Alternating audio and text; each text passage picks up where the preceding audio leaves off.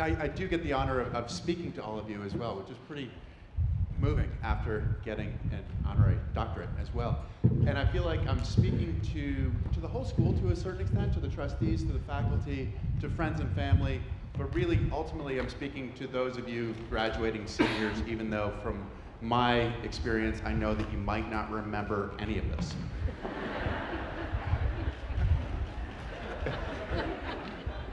Some of you are just getting it now. That's good.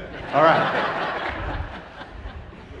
You know, the beauty of it for me, coming back to Middlebury, it's never difficult for me to come back to Middlebury. They asked me if I would come back. I've loved being back here for this past weekend. Even though it was raining, to see the green, to see the beauty of Middlebury, it's never difficult to twist my arm. And we actually had a little bit of a conversation beforehand with one of my former classmates, and we were saying that we still had that nightmare that we wake up and we've forgotten to do our calculus or whatever it is.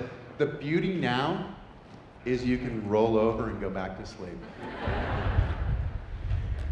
But the beauty for me in being here is being part of this whole thing. Even though every time I come back to Middlebury, I'm reminded that I probably would not get in now. So thank you very much for making my parents' investment back in the 80s and 90s that much more valuable. That piece of paper that hangs on my wall is way more valuable now. But the thing that's really important at this point, and Donovan spoke to it as well, is that you've been part of a tremendous community. You're joining another community that is far bigger than you ever imagined.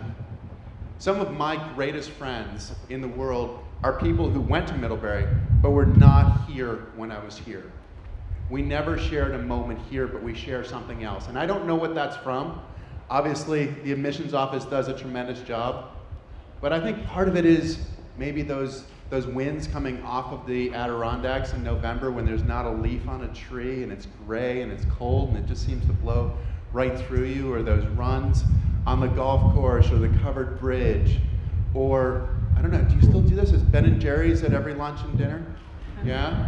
No? I'm sorry. So maybe all of this is actually for naught at this point. I'm sorry. No, actually it'll be great. It'll be great. But to me, it's something amazing. And when I was competing throughout the world, I ran into friends from Middlebury everywhere I went. And Senator Leahy and I had this conversation, and he said he had the same response, that he runs into people from Middlebury everywhere. You will have friends throughout the world. Now, part of this is supposed to be, there's supposed to be a bit of a theme to what I'm talking about. And this is hopefully just the part that you might remember if you remember one thing. And it's a theme on which I'm basing a lot of my life on my foundation. And it's the idea of it's not what happens to you, it's what you do with what happens to you. So as I was thinking about what to do, I had just a little lyric of a song in my head. And I couldn't figure out what it was. It was No Straight Lines Make Up My Life. And I was like, who sang that? Who sang this? And I eventually ended up Googling it, and it sounded like it was in the 60s, 70s, and it was Harry Chapin, who was a storyteller from the 60s and 70s.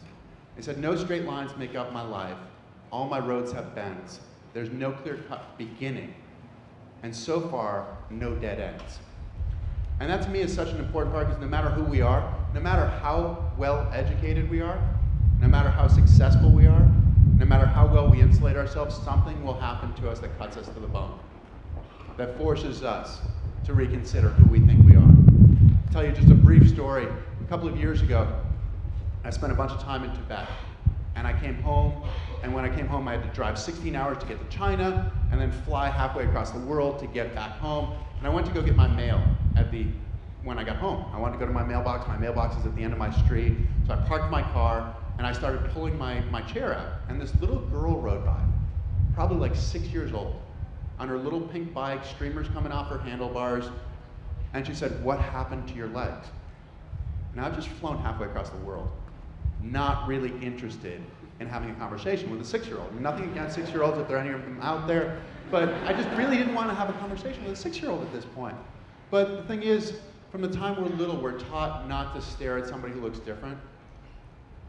And the thing is, if we don't get a chance to stare, if we don't get a chance to ask questions, those people don't exist. So I answered that little girl's question. I said I was a ski racer. I was a ski racer here at Middlebury. And it was my first day of Christmas vacation. I was home. I went to the mountain with my brother, met up with a bunch of friends. Took a couple of runs preparing to train, and my ski popped off in the middle of a turn. And I fell in the middle of the trail, and I broke 2 vertebrae. And I tried to explain it in a way that she might be able to understand it. I said, you know those little bumps on your back? Well, those are bones, and they protect the nerves. And the nerves carry the messages from your brain to the rest of your body. And because I broke 2 of those, the messages don't go from my brain to my legs anymore, or from my legs back. And I don't know how well I'm doing at this point, but apparently I was doing pretty well, because she said, so you'll never walk again. And I said, no, probably not. And she rode away, and as she rode away, she said, that's too bad. And I wish that I had stopped her, because if I'd never had my accident, I never would have been the best in the world at anything. I was the best monoskier in the world. I wouldn't have turned a hobby into a profession and competed for 15 years throughout the world. There's so many other things. I don't think I would have had the guts to get up in front of you and talk to you. Wouldn't have acted in a soap opera, wouldn't have been in People magazine, which was kind of an interesting thing. Actually did more for my ability to make a living as an athlete than any of the medals that I ever won, which is an interesting perspective as well. But I wouldn't have met presidents and heads of state and the Dalai Lama. Actually, I would have met the Dalai Lama because I met the Dalai Lama here. But that little girl saw the tragedy. She didn't see the potential gift. So as you go forward at this point, there are so many plans that you have. And some of them are well-formed, some of them are not so well-formed. But sometimes when those plans don't work out is the greatest gift of all. So I started with the idea of you joining a community, and you are joining a community. You're part of a tremendous community here. You're joining the community of the Middlebury alumni, which is a tremendous community as well. But you, as some of the leaders, need to be responsible for the community out there. This idea of it's not what happens to you, it's what you do with what happens to you. A lot of people need that helping hand just to get to that point. So think about the community here. What does it say about who we are?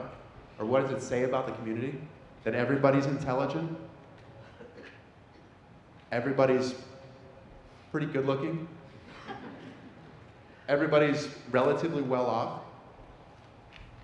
Hardworking, motivated, successful? Well, the thing is, that's not necessarily representative of the world as a whole. So as you leave as some of the most talented people, you're responsible for creating a community that can help other people come into that community. And if you have a goal that's bigger than you yourself, you're going to get a whole lot further.